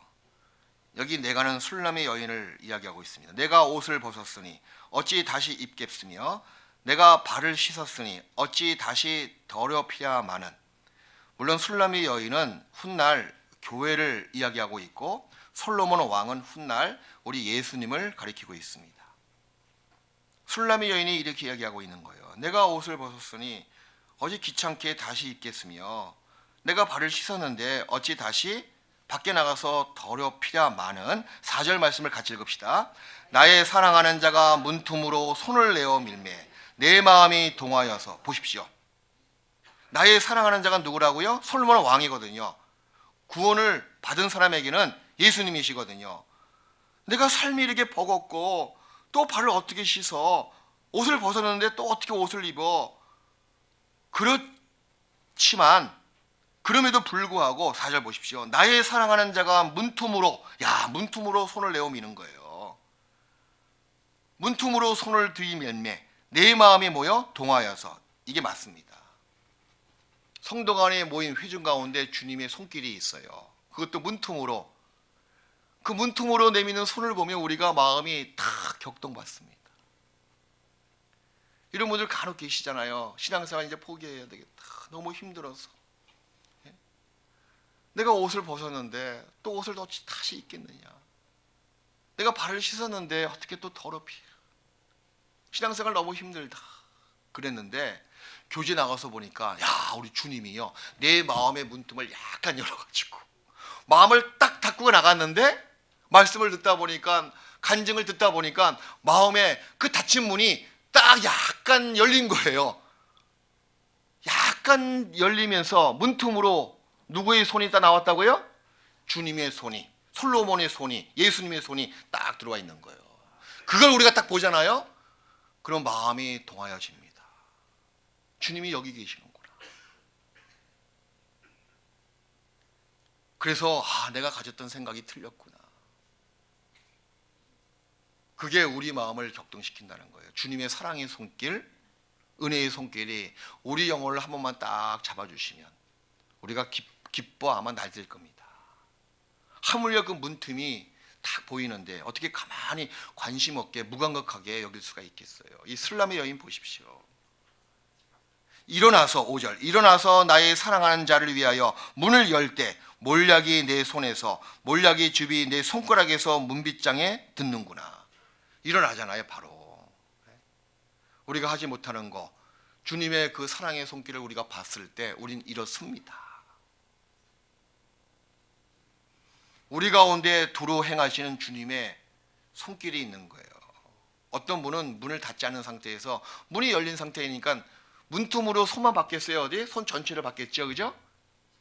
근데 어떤 사람은 아주 강박한 마음이 있는 거예요. 교제 억지로 이렇게 표현할까? 끌려왔습니다. 마음이 닫혀 있는 거예요. 근데 말씀을 듣다 보니까 구원을 확실히 받았거든요. 그러니까 주님이 문틈을 다 열으시는 거예요. 문틈으로 손이 딱 보이는 겁니다. 그 맛에 이끌려서. 그 다음에 문을 확 활짝 연 사람들 많이 있습니다. 뭐 처음부터 구역 모임 가서 처음부터 조모임 가서 막 기뻐 날뛰겠습니까? 물론 간혹 그렇게 신앙적인 천재의 모습을 가진 사람이 있어요. 간혹. 근데 거의 천재 아니거든요. 억지로 나오라 해서 나갔더니 문틈으로 주님의 손길이 보이는 거예요. 거기에 마음이 다 격동을 받는 겁니다. 그 다음 나갈 때는 문틈이 아니고 좀 더 열렸어요. 그 다음부터는 주님과 늘 같이 어울려서 은혜를 만끽하는 모습이 된다는 거예요. 그 성도들이 모여있는 그 교제 가운데, 그 교회 가운데 영생의 샘물이 모여 있습니다. 이거 중요한 거예요. 여러분이 아직까지 구원받지 못하는 가족들 어쩌시겠어요? 언제까지 방관하게 놔두시겠어요? 교제 가운데 붙어 있을 때 그 영생의 구원의 우물이 흘러내려서 그 구원받지 못한 영혼의 곳까지 흘러 들어갈 수가 있습니다. 이사야서 12장을 보시겠습니다. 이사야 12장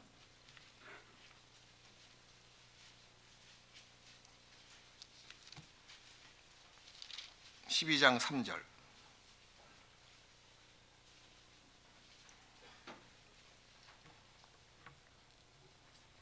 그러므로 너희가 기쁨으로 구원의 우물 들에서, 우물이 아니고 우물 들이라고 나와 있죠.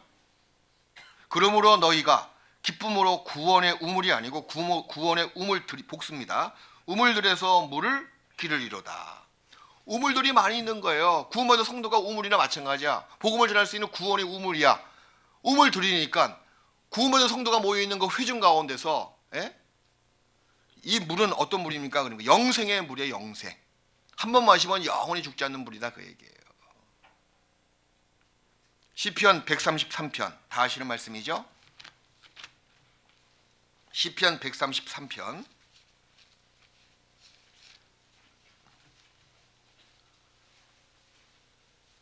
1절부터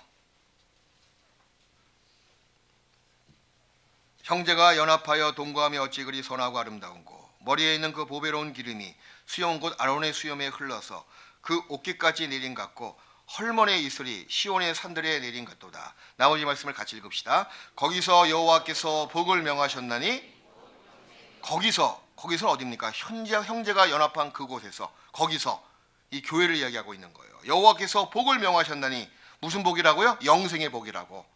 여러분 가족을 전도하기 위해서는 여러분부터 이 회중 가운데 머물러 있어야 돼요. 그래야지만이 영생의 복락, 영생의 샘물을 구원받지 못한 가족들에게 전할 수가 있습니다. 그리고 이 교회가 얼마나 중요한지 아십니까? 정확한 교회관을 여러분은 알고 계셔야 돼요.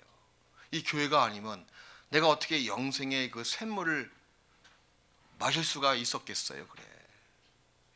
이 교회는 지옥 갈 나를 천국 갈 나로 이끌어준 것이 교회잖아요. 제 말이 맞아요? 맞아요. 지옥 갈 수밖에 없는 나를 이 교회를 통해서 주님께서 복음으로 불러주시고 천국으로 내 운명을, 영원한 운명을 가장 좋은 복받을 운명으로 전환시킨 곳이 어디입니까? 이 교회거든요. 교회에 대해서 늘 감사하는 마음을 갖고 계셔야 돼요. 제가 여러 번 말씀드리잖아요. 신앙생활은 취미생활이 아니라고. 교회생활도 마찬가지예요. 내가 기분 좋다고 해서 교회 나오고 기분 좀 약간 나쁘다고 해서 나한테 상처 주는 사람이 있다고 해서 교회 안 나오고. 무슨 취미생활입니까? 좀 재미있으면 뭐 등산 가고, 재미있으면 축구하고, 재미있으면 낚시하고, 좀 재미를 잃어버리면 또 취미생활 버리고. 그거 아니에요. 그거와 차원이 틀린 것입니다. 이 교회는 바로 나에게 영생을 준 곳이거든요. 그곳에서 여호와께서 복을 명하셨나니 영생이로다. 그곳에 연결됐기 때문에 여러분이 영생의 샘물을 흡족히 마셔서 영생의 사람으로 바뀌었잖아요. 구원받은 이후에 신앙 성장에 모든 것을 공급해 주는 것도 바로 교회입니다. 그 성령의 공급을 받는 것이 교회거든요. 아가서 1장을 보시겠습니다. 영생의 샘물만 우리가 받아 먹었던 것이 아니고 그 이후에 은혜의 샘물, 하나님의 모든 각종 지혜를 알게 하시는 것이 교회고, 은혜의 샘물을 우리 영혼에 흡족히 지금도 흘러내려 보내는 것이 교회입니다. 아가서 1장. 신앙생활을 하다 보면 그 교회의 주인 되시는 주님의 모습을 가끔은 안 보일 때가 있습니다. 그때 신앙에 좀 어려움이 임할 수가 있는데, 그때요 이 말씀을 기억하십시오. 아가서 1장 8절. 여인 중에 어여쁜 자야, 내가 알지 못하거든. 양떼의 발자취를 따라 목자들의 장막 곁에서 너희 염소 새끼를 먹일지니라. 이게 무슨 말인가 하면, 여인 중에 어여쁜 자야, 술람이 여인아, 네가 솔로몬의 흔적을, 솔로몬이 어디 계시는지 네가 알지 못하거든. 그때 다른 거 볼 거 없고 양떼의 발자취를 따라서 목자들이 걸어가는 길이 있거든. 목자들의 장막 곁에서 너희 염소 새끼를 먹일지라. 거기에 내가 있단다. 그렇게 암시하고 있는 거예요. 양떼가 지나갔습니다. 그럼 발자국이 남아있죠? 그 양떼가 있으면 꼭 누가 있습니까? 목자가 있는 거예요. 목자가. 이 목자는 훗날 예수님을 가리키고 있고, 여기 양떼는 구원받은 성도들이거든요. 신앙생활 하다 보면, 교회생활 하다 보면 주님이 안 보일 때가 있어요. 주님이 어디 계실까? 흔적을 찾지 못할 때가 있습니다. 네가 나를 알지 못하거든. 그때 주께서 말씀하시는 거지. 양떼에 있으라 그 얘기예요.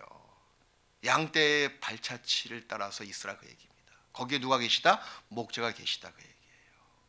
그래서 주님의 손길을 어느 때 좀 맛보지 못하고, 손길을 깨닫지 못하고 주님의 흔적이 안 보이는 경우도 있어요. 캄캄한 데 갇혀 있으면 그런 생각이 퍼덕 올라옵니다. 내가 사방팔방 흑암한 곳에 갇혀 있는데, 기가 막힐 웅덩이나 수렁에 빠져 있는데 주님 어디서 무엇을 하시냐고, 주님 어디 계시냐고 그렇게 울부짖을 때가 있죠. 그때는요 주님께서 이렇게 말씀하시는 거예요. 네가 알지 못하겠거든. 교회 무리 가운데 네가 떠나지 말라. 양떼 가운데 네가 지금 보지 못하지만 거기 가운데 목자가 있는 것처럼 내가 있단다. 그렇게 교훈해 주고 있는 거예요. 성령이 역사하시는 교회 가운데 머물러 있으라 그 얘기예요. 거기서 네 염소 새끼를 먹일지니라. 그 말은 뭐예요? 네 속사람을 가장 이렇게 올바르게 양육받아라 그 얘기예요. 신앙의 성장을 거듭하라고 말씀하시는 겁니다. 가끔 신앙생활 하다 보면 이 베드로가 예수님께서 제자들에게 이야기한 것처럼, 요한복음 6장에 이런 말씀 나와 있죠. 찾겠습니다. 요한복음 6장. 참 이 말씀이 의미가 있는 것 같아요. 요한복음 6장.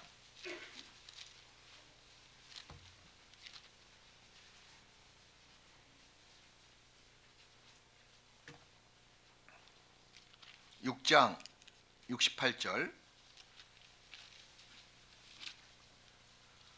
모든 이스라엘 백성들이 예수님의 말이 어려워서, 그 말씀이 너무 어려워서 다 예수님을 떠나갔습니다. 그때 예수님께서 제자들에게 이렇게 물어보시죠. 6장 67절. 예수께서 12 제자에게 이르시되, 같이 읽읍시다. 너희도 가려느냐? 가끔 신앙생활 하다 보면 이럴 때가 있어요. 너희도 가려느냐? 이거 어떻게 하면 좋지? 가야 돼, 말아야 돼? 예? 교제 나가야 돼, 아니면 안 나가야 돼? 더 나가서는 교회를 떠나야 돼, 안 떠나야 돼? 물론 그런 생각까지 올라오면 그건 문제입니다. 저는 여태까지 40년 이상 교회 생활을 해왔지만, 신앙생활 해왔지만, 교회를 떠나야 돼, 떠나지 말아야 돼 한 적은 옛날 청년 때, 그때 교회가 연약했을 때 하도 옆에서 이단적인 이야기를 누가 많이 해서 그때 한 번 큰일 날 뻔했거든요. 누구나 이런 시름을 가끔은 당할 수가 있어요. 생활이 너무 어렵고 힘들어서, 세상 고난 때문에 이렇게 합당치 못한 마음을 품을 수도 있을 겁니다. 거기에 대해서 여러분들 그 다음에 나와 있는 말씀을 통해서 교훈을 받으셔야 돼요. 68절 말씀을 우리 같이 읽읍시다. 시몬 베드로가 대답하되, 주여, 영생의 말씀이 계심에 우리가 네게로 가오리까. 여기서 중요한 것이 뭐냐면, 영생의 말씀도 중요하지만 그 뒤에 있는 말씀이에요. 우리가 네게로 가오리까. 이 말은 뭐예요? 우리가 갈 데 없습니다.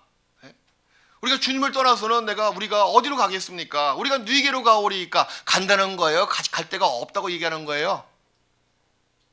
갈 데가 없다. 구원받은 사람도 마찬가지예요. 교회를 떠나서는 우리가 네게로 가오리까. 세상으로 가시겠어요? 그래? 그럴 수가 없는 거예요. 우리가 네게로 가오리까. 에레미야 2장을 보니까 하나님께서 이스라엘 백성들에게 이렇게 책망하십니다.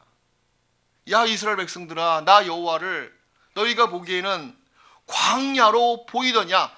언제 내가 너희들에게 광야가 되었었느냐? 라고 책망하십니다. 다시 묻겠습니다.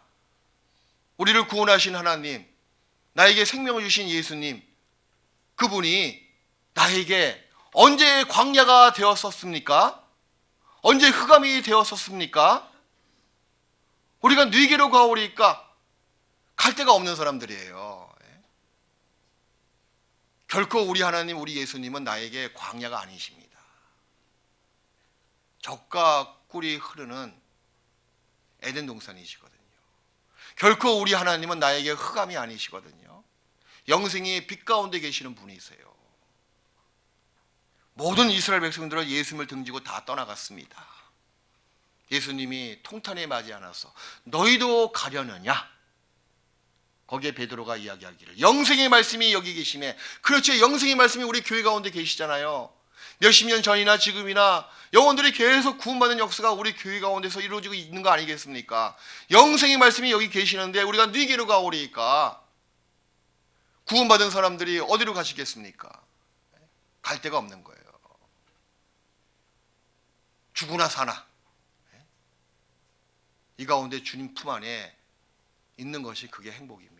결코 우리 주님은요, 여러분이 뭘 몰라서 착각을 일으켜서 그분이 흑암 된 적도 없고 그분이 광야 된 적도 없으신 분이세요. 내가 언제 너희들에게 광야였었느냐, 내가 언제 너희들에게 흑암이 되었었느냐, 그런 적이 없다고 말씀하시거든요. 베드로가 이 대답한 것처럼 우리가 네게로 가오리까. 광야라고 여기기 때문에 떠난다는 마음을 가질 수가 있습니까? 흑암으로 여기기 때문에 떠나야 되겠다고 마음을 품을 수가 있습니다. 그 합당치 않은 거예요. 에레미야 2장을 보시겠습니다.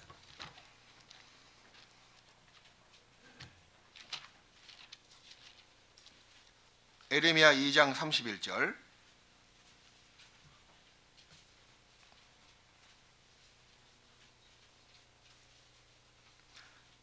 유대 왕국 이제 멸망이 코앞에 다가온 패역한 죄로 인해서 멸망받아 마땅할 유대 백성들에게 하나님께서 예레미야 선지자에게 이렇게 책망하십니다. 31절. 하나님 말고 다른 우상을 많이 섬겼잖아요. 그죠? 그래서 하나님께서 말씀하시는데 너희 이 세대여 여호와의 말을 들어보라. 내가 이스라엘에게 광야가 되었었느냐? 흑암한 땅이 되었었느냐? 무슨 연고로 무슨 이유로 내 백성이 말하기를 우리는 노였으니 다시 주께로 가지 않겠나이다 하느냐? 우리가 다시 주님께 돌아가지 않겠습니다.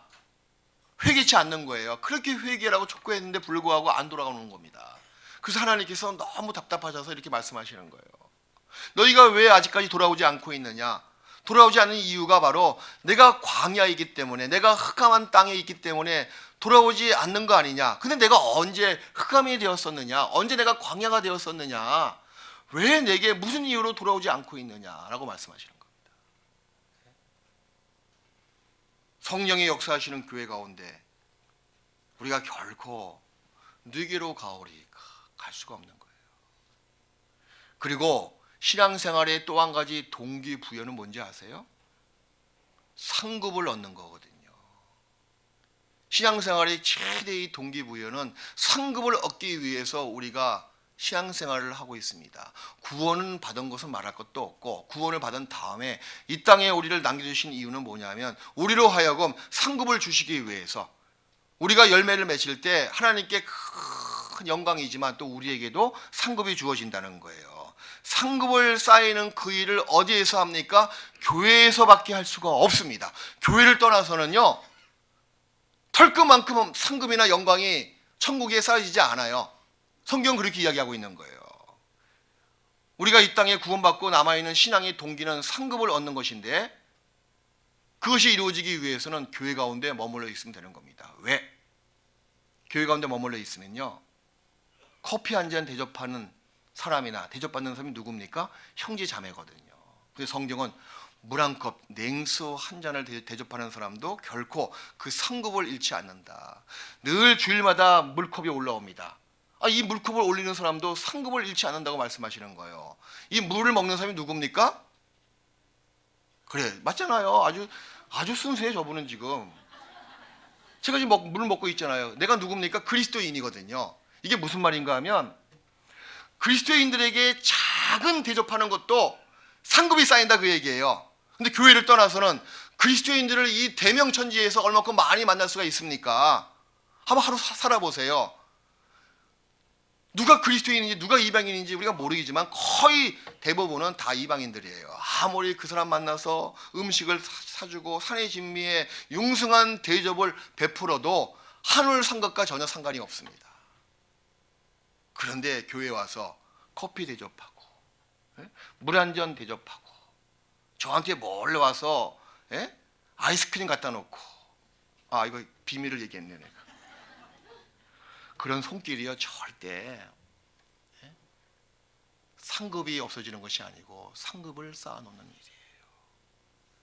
대접하는 사람이 누구고 대접받는 사람이 누구냐? 그게 그리스도인이고 그리스도인이라면 상급이 결코 없어지는 것이 아니고 상급이 쌓아놓는 것입니다. 그러니 우리가 상급을 얻기 위해서 어디에 머물러 있어야 돼요? 늘 모이기를 힘쓰라는 겁니다. 모일 때마다 이건 그냥 은행에 그냥 돈만 넣어주면 시간 지나면 별리가 붙는 것처럼 교제에 있을 때마다 나가면 아무것도 하지 않더라도 상급이 쌓여진다니까요. 마태복음 10장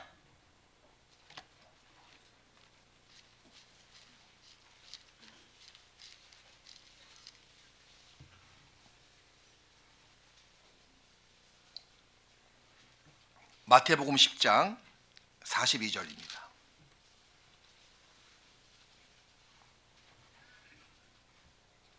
또 누구든지 제자의 이름으로 이 소자 중이죠. 가장 작은 자입니다. 소자 중 하나에게 냉수 한 그릇이라도 주는 자는 냉수 한 그릇 가장 작은 대접이에요. 접대입니다. 냉수 한 그릇이라도 주는 자는 같이 읽읍시다. 내가 진실로 너희에게 이르노니 그 사람이 결단코 상을 잃지 아니하리라 하시니라. 상급이 결코 잃지 않는다. 상급이 쌓여진다는 것을 약속해 주셨습니다. 냉수 한 그릇만 드리더라도 상급이 있다 없다? 있는 거예요. 그래서 교회에서 우리가 땀 흘리고 봉사하고 그 시간들을 내가 주님께 드렸을 때 상급이 쌓여지는 겁니다.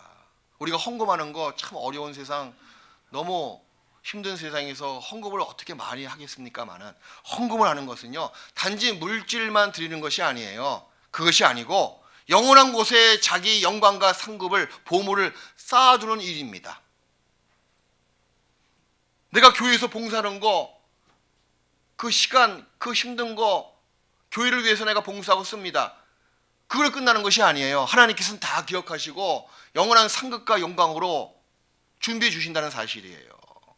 하물며 물 한 컵 드리는 것도 하나님께서는 그 상을 잃지 아니하시고 기억하신다고 약속해 주셨는데, 내가 교회에 유익을 많이 끼쳤다고 해서 여러분들 나 이렇게 많이 했으니까, 이렇게 헌금을 많이 바치고 이렇게 열심히 봉사했으니까 교회가 나를 알아줘야 돼, 그 생각은 틀린 겁니다.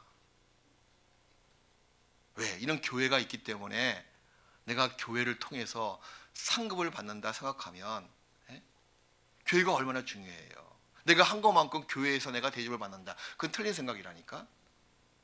대접을 교회에서 안 해주더라도 이 교회 때문에 내가 상급을 쌓고 있다, 그것만 생각하면 얼마나 감사해요. 오히려 내가 교회를 통해서 영적인 혜택을 더 많이 받고 있기 때문에 도리어 말입니다, 교회 앞에 더 겸손하고 더 침묵하셔야 된다는 거예요. 하나님께서는 나에게 모든 신령한 은혜를 주시기를 원하시는데, 통로는 교회를 통해서 주신다는 거예요. 말씀을 주시죠. 또 성도 간의 교제를 통해서 계속 지체에게 그 다른 지체를 통해서 은혜와 모든 것을 공급해 주십니다. 그거를 받고 있는 내가 교회에서 어떤 일을 했다고 해서 거기에 대해서 알아주라, 대접받아야 되겠다, 그건 합당치 못한 마음입니다. 도리어 더욱더 교회에 감사하고 내가 상급을 쌓아놓을 수 있는 기회를 제공해 주는 곳이니 더욱더 감사해야 된다는 거죠. 그리고 또 한 가지 마지막으로, 유익되진 못한 교제도 있습니다. 사실 성경도 그걸 이야기하고 있는 거예요. 이거 찾겠습니다. 고린도전서 11장을 보시겠습니다. 이런 교제가 되어서는 결코 안 됩니다. 고린도전서 11장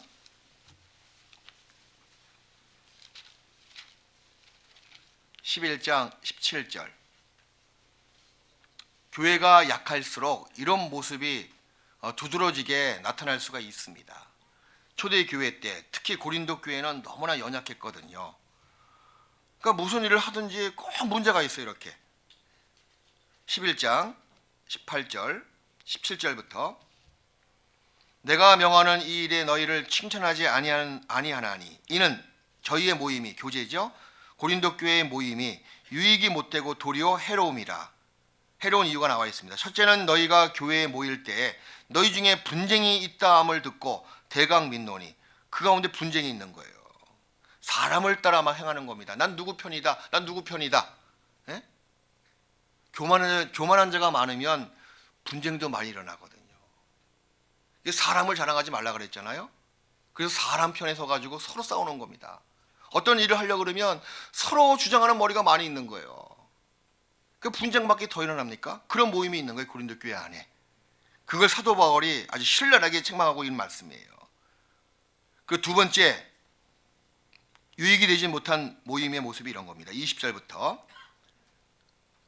그런즉 너희가 함께 모여서 주의 만찬을 먹을 수 없나니 이는 먹을 때 각각 자기의 만찬을 먼저 갖다 먹음으로 어떤 이는 시장하고 어떤 이는 취함이라.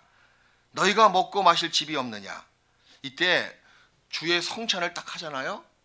그럼 뭔가 앞에 온 사람들, 그 세상적으로 잘나고 세상적으로 부한 사람들이 먼저 와서 시간 여유 있으니까 먼저 와서 실컷 먹는 거예요. 또 포도주 마시고 취하기도 하고. 도리어 생활이 버거워서 늦게 오신 가난한 사람들은 못 먹는 겁니다. 육신적인 서로 편차가 생기는 거예요. 그걸 교회에서 용납하고 있는 모습이에요. 그 합당치 못한 모습입니다. 다시 바꿔 말씀드리면, 여기 먹고 마시고 배부르고 취했다, 이걸 상징적으로 이야기한다 그러면 너무 교제 가운데 육신적인 세상 일 가지고 많이 대화를 나누고 있는 모임, 그거 합당치 않은 거예요. 무엇을 먹을까? 무엇을 마실까? 그렇게 하지 말라 그랬잖아요. 여기 온 사람 보십시오. 먼저 먹기 바빠 그냥. 포도주 마시기 바빠. 그거 육신적인 교제고 유익이 되지 못하는 교제라고 말씀하시는 거예요. 교제에 모여서 물론 세상 삶에 대해서 우리가 이야기하면서 결국엔 주님의 말씀과 위로로 격려받고 해법을 찾고 맞춰야 된다는 겁니다. 그것이 아니고 세상 일을 자랑하기 위해서, 세상 문제를 세상적인 방법으로 풀기 위해서 같이 모여서 세상 이야기만 하다가 끝나버리는 교제는 그건 없는 게 낫습니다. 사도 바울이 그걸 얘기하고 있는 거예요. 저희 모임이 유익이 되지 못한다. 그 조심하셔야 돼요. 그리고 또한 모였다면 누구 욕해, 모였다면 교회에 대해서 반감을 불러일으키는 말을 하는 사람이 있습니다. 요즘은 그런 모습이 거의 없는데 과거에 좀 있었거든요. 모였다 그러면요, 교회 누구 욕하는 거예요. 특히 목회자. 예? 교회에 대해서 반감을 일으키게 만들고 불만을 토로하는 교제, 그거 있어서는 안 됩니다. 왜 그러냐면 교회가 아주 힘없는 교회로 전락할 수가 있거든요. 잠언 17장을 보시겠습니다. 잠언 17장 11절. 구약성경 928페이지입니다. 잠언 17장 11절. 악한 자는 반역만 힘쓰나니. 반역만 힘쓰는 거예요.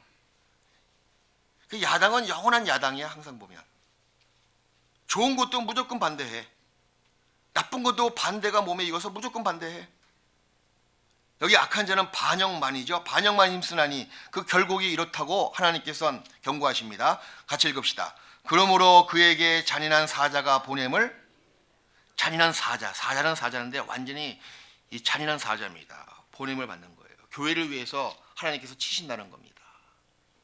그리고 24장, 잠언 24장 21절을 보시겠습니다.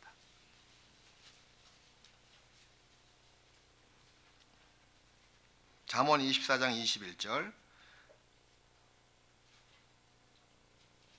내 아들아, 여호와와 왕을 경외하고, 나머지 말씀을 같이 읽읍시다. 반역자로 더불어 사귀지 말라고 말씀하시는 겁니다. 거짓 교리하고 있는 사람들 있죠? 교회를 반역하는 거예요. 성령의 행하시는 것을 완전히 넘어뜨리게 만드는 겁니다. 그런 자가 뭐요? 사귀지도 말고, 다른 말씀 보니까 듣지도 말라고 말씀하시는 거예요. 다른 죄는 다 불쌍해서 오래 참고 용납할 수가 있지만 문둥병이 바라는 그 벽돌은 유익을 주지만 계속 바라면 어떡합니까? 빼서 갖다 버리는 거예요. 그래서 그런 이야기는 아예 기가 더러워지고 자기 영혼이 더러워질 소지가 있기 때문에 아예 듣지 말라고 성경은 말씀하시는 겁니다. 왜 아예 듣지 말라고 말씀하시냐면, 들었다가요, 지금은 자기가 건강해, 영혼 상태가, 그래서 말도 안 되는 소리, 주님이 나와 함께 하시는데, 우리 교회 가운데 주님이 함께 하시는데 말도 안 되는 소리 하지 마 라고 다 거부할 수가 있지만, 들은 상태에서는요, 그것이 자기 생활이, 자기 영적인 상태가 항상 강건합니까? 아니거든요.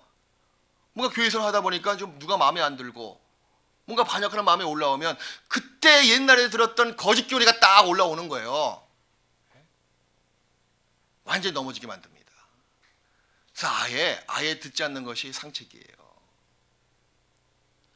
그래서 교회 가운데서 두루 행하시는 하나님의 손길을 여러분들은 기뻐해야 됩니다. 뿐만 아니라 두려운 마음을 갖고 계셔야 돼요. 신앙생활은 그래서 하나님의 사랑과 공의잖아요. 마찬가지로 신앙생활도 하나님이 너무 좋아, 반면에 하나님이 너무 무서워. 그렇게 여호와를 경외하라고 말씀하시는 겁니다. 마지막으로 한 장만 찾으시겠습니다. 어디 나왔다? 고린도후서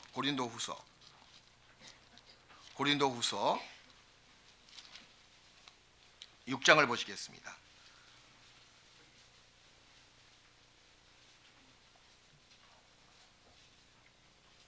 6장 17절부터. 그러므로 주께서 말씀하시기를 너희는 저희 중에서 나와서 따로 있고 부정한 것을 만지지 말라. 내가 너희를 영접하여 너희에게 아버지가 되고 너희는 내게 자녀가 되리라. 전능하신 주의 말씀이니라 하셨느니라 하고, 고린도후서 7장 1절은 사실 연결되는 말씀이거든요. 7장 1절 말씀을 같이 읽읍시다. 그런즉 사랑하는 자들아, 이 약속을 가진 우리가 하나님을 두려워하는 가운데서 거룩함을 온전히 이루어 육과 영의 온갖 더러운 곳에서 자신을 깨끗게 하자. 그 이유는 뭡니까? 하나님을 두려워하는 가운데서, 이게 하나님을 올바르게 경외하는 모습이에요. 하나님이 너희 가운데서 두루 행하신다. 그런즉 형제들아, 두루 행하신 하나님이 계시기 때문에 두려워 마음을 가져라. 그래서 육과 영의 온갖 더러운 곳에서 자신을 깨끗게 하자라고 권고하십니다. 여러분, 확실한 교회관을 갖고 계셔야 돼요. 제가 2번에 걸쳐서 구원받은 사람의 교회관에 대해서 좀 말씀을 드렸습니다. 그래서 신앙관은 교회관이 절대적입니다. 자기의 완전히 그 신앙의 철학으로 딱 마음에 새기고 있어야 돼요. 내가 어디로 가겠습니까? 주를 떠나서는 내가 어디 가서 살 수가 있겠습니까? 그럴 수가 없습니다. 하는 걸 아주 마음에 새겨놓은 확실한 교회관이 여러분 속에 다 갖고 계시기를 정말 바랍니다. 같이 기도하시겠습니다. 우리 영혼을 사망에서 생명으로 구원하신 하나님 아버지 감사합니다. 이 땅에 잠깐 저희들 살아가며 하나님을 아버지라 부르며 또 아버지의 뜻대로 살고 있습니다. 또 아버지께서 핏값으로 사신 교회를 우리 가운데 두시고 우리를 구원하신 것도 너무나 감사한데, 교회 가운데 우리를 심겨두시고 교회를 통해서 한량없는 은혜와 또 영생의 샘물들로 우리 영혼을 촉촉히 먹여주시고 또 공급해 주시니 정말 감사드립니다. 주님이 두루 행하시는 주님의 몸된 교회를 우리가 가볍게 여기지 않고 또 쉽게 여기지 않고 자기 마음의 감정대로 교회를 우습게 여기지 않는 저희가 될 수 있도록 도와주시옵소서. 교회가 있기에 우리의 상급이 보장됩니다. 교회가 있기에 날마다 주님의 신령한 은혜를 공급받을 수가 있습니다. 교회가 있기에 아직까지 구원받지 못한 나의 가족들에게 영생을 줄 수가 있습니다. 이 사실을 늘 명심해서 교회를 사랑하고 교회에 순종하고 교회 가운데 더 뿌리를 내리는 저희가 될 수 있도록 도와주시옵소서. 내일부터 진행될 청년 학생의 전도 집회, 이번에 우리 어린 심령들 전도에 매진해서 많은 불신자의 친구들이 전도받아 구원함을 받을 수 있도록 역사해 주시고, 학생의 청년의 이번 집회를 통해서 더 교회 가운데 든든히 세워질 수 있도록 도와주시옵소서. 이후에 모든 교제 시간 주께서 함께 하시기를 간구드리며, 우리를 영원한 형벌에서 구원하신 예수님의 이름으로 기도드리옵나이다. 아멘. 찬송가 278장 함께 찬송하시겠습니다.